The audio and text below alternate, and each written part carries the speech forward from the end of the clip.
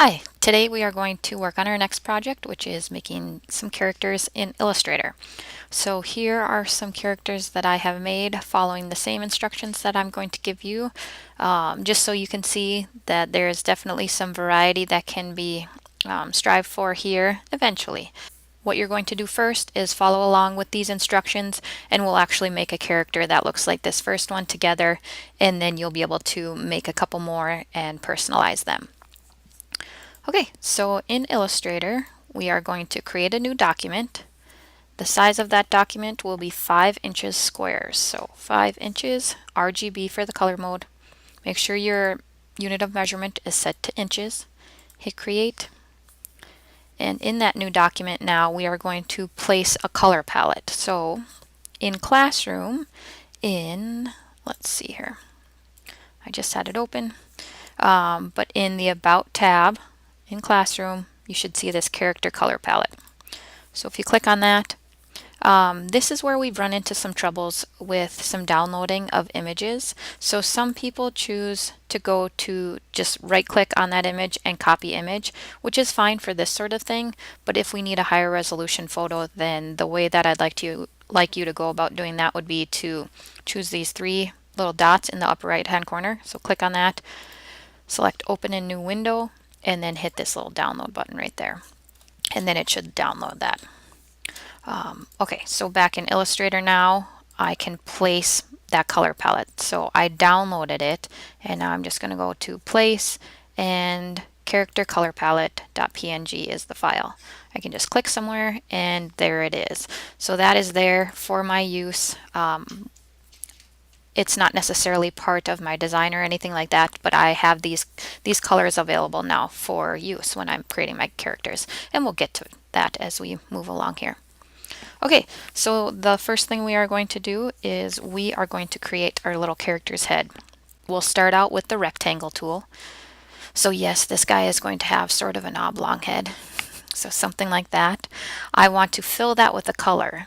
I am going to fill it with one of these colors that I already have ready made. So I choose my eyedropper tool while this shape is selected. So notice that I still see that blue box around that shape. That's exactly what I need. So I'm going to click there and just select that color. Notice that it changes the fill color and eliminates the stroke. So I'm getting the exact information directly from this. And you might have noticed how specific that is when we were doing our panda character project. During part of that, we sampled a gradient, and it actually selected the gradient and filled that new shape in with the gradient, which is really nice and handy. Okay, so now that we have that at the right color, approximately the right size anyway, we're going to amend the shape a little bit. So I'm just going to click and drag down on my little widget until I get everything nice and rounded, and I'm actually going to round it as far as I can. That shouldn't be a problem unless I need to resize that, because as you can see, I'm pulling from that corner, but it's not letting me decrease the width of it at all, and that is because of the way I rounded that. So I would need to unround it, decrease the width, and then round these all the way back down again. Just so you know, you might run into problems with that later, and I want you to be aware of how to fix it. Okay, so there is my face shape approximately. I can click and move that around if I need to. I will start with it about there. Okay, so my next item that I'm going to add to this guy is the nose. So all I'm going to do for that nose is I am going to copy the shape that I just made. So now that it's selected, I'm going to hit Control C and Control F. So Control C is copy, Control F is to paste in front. So now I have 2 here. Oops, that didn't work. I'm going to undo that. Every once in a while you run into those sorts of troubles, right? So let's try that again. Control C and Control F. Okay, now I have my copy, and now I'm going to size it down. So this guy is going to have kind of a long, narrow nose, and notice I'm trying to decrease the width and it's not letting me, and that is because of that little corner rounding widget. So I'm just going to pull that all the way back up, or almost all the way. I'm going to decrease the size of this way down, and then I will round it after that. So this is one way to do it. It definitely might not be the easiest way, but it's one way. Okay, so I'm just going to round those corners back in, using that widget, and there we go. The other thing I want to do is if I leave this nose just like this without changing the color, then it just blends into the background. So I'm just going to choose my eyedropper while my nose shape is selected, and I'll just click on this darker kind of flesh color. And there we go. I'm going to line those guys up real quick. So I just selected both of them using my selection tool. I'm going to choose Align to Selection if it's not already selected, and then I will just hit this one right here, and that's the horizontal align center. And now we are good to go there. Okay, so the next thing I'm going to do is I am going to give him some hair. So let's see. So if we look back, there are lots of different ways to make the hair. We're going to start out with this one right here, but when you make your own, you definitely have all sorts of different options for different things you can do with that hair. So we'll give this guy sort of a curly hairdo. So I'm going to choose my ellipse tool, and I'm going to start out by making a big shape. As you can tell, I'm going to zoom in just a little bit. So Control plus on my keyboard, and then I'm going to pan up by pressing and holding the space bar and clicking and dragging with my mouse. As you can see, the way this is made, his hair is made, is these are little individual circles or ellipses, and then there is a big ellipse in the background, and you could see right there that it's highlighted. So that's what I'm going to start with. So I will just click and drag out kind of an ellipse shape. You can hold the Shift key if you want to constrain it to a perfect circle, but you definitely don't need to for this. And again, this is another thing where you might start out with it one way and you might come back to it and change it later. Okay, so I just created an ellipse. It was the color that I had previously used with that last shape, so I want to change that. I'm going to change his hair to a blonde color, and I also need to send that object to the back. So I'm going to go to Object, Arrange, Send to Back.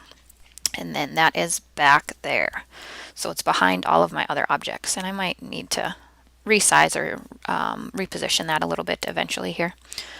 The next thing I'm going to do then is I'm going to add those other circular shapes to the front of his hair. So he has quite the hairdo here. But as you can see, and like I mentioned, you have definitely a bunch of options for ways to make hair. This is not the only way, that's for sure.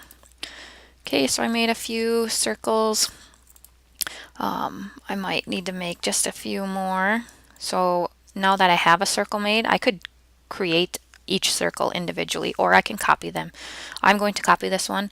All I'm doing is pressing and holding the Alt button as I click and drag using my selection tool, and that just copies those circles. So you can fill in that area kind of however you want to.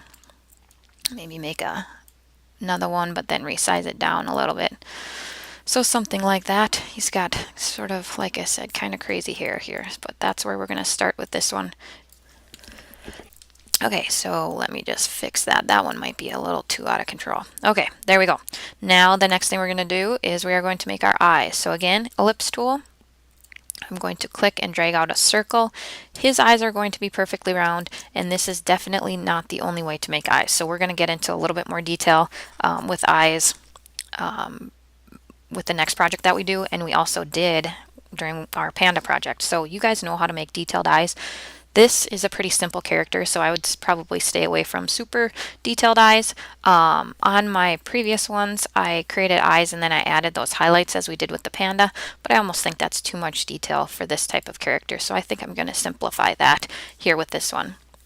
When I made my eye shape, it made it in the color that we had just been using. I'm going to change that color to this blue. And then I need to make the pupil of my eye. So the blue part, of course, would be the iris. Then I need to make a pupil, which is the black part. So I'm just going to make a copy of this circle. There's my copy. I'm going to resize that, make it smaller. And then I'm going to change the color of that to black. So you can choose this black here, or you could double click on your color swatches and just choose a black. And that's good there. I just need to move that into position so I could kind of eyeball it, or what I could do, haha, eyeball it, get it? No pun intended. Okay, sorry, I'm a dork. Okay, we want to center this. So I have my pupil selected using my selection tool. I'm pressing and holding the Shift key, and I'm going to click on that other part of my eye. And now I can align it horizontally and vertically. And now everything's all lined up perfectly. So I could stop there if I want. I think I might add just one little highlight in here. So I'm going to choose my ellipse tool again, and I'll just draw a highlight smaller than the pupil, something like that, and I'll change the color to white. Okay, and now we have a highlight, but it's not as much as those other ones that I had made. I like that a lot better, because if you remember, those had multiple highlights. This one is a little bit simpler. Okay, what I'm going to do next is I'm going to group these. So I'm clicking on my first circle, clicking on that. Maybe I'll do the bigger one next, and then that little highlight. So all three of those are selected, and now I'm going to group them. So Object, Group. And now they're grouped all together. Now I'm going to press and hold the Alt button on my keyboard and click and drag out a copy. So now we have our two eyes. And the placement of the eyes is important. On some of them, I moved them up a little bit higher. So this guy's eyes are actually a little bit higher in his head. And some of my other characters, I moved them down a little bit. And actually, your eyes are pretty much in the center of your head from top to bottom. So just keep that in mind. But you can play with that idea too. Like, these are characters, they're not necessarily supposed to look like real people. So playing with the idea of placing the eyes at the very top of the head, maybe way up high, or down way lower, obviously that's going to affect the way your character looks. So if you want them looking googly and goofy, you can change the placement of the eyes. So go ahead and keep that in mind. That is something that you can experiment with eventually on your own characters. This one should look pretty similar to mine when you finish it up. Okay, so there are my eyes. The next thing that I'm going to do is I'm going to make my ears.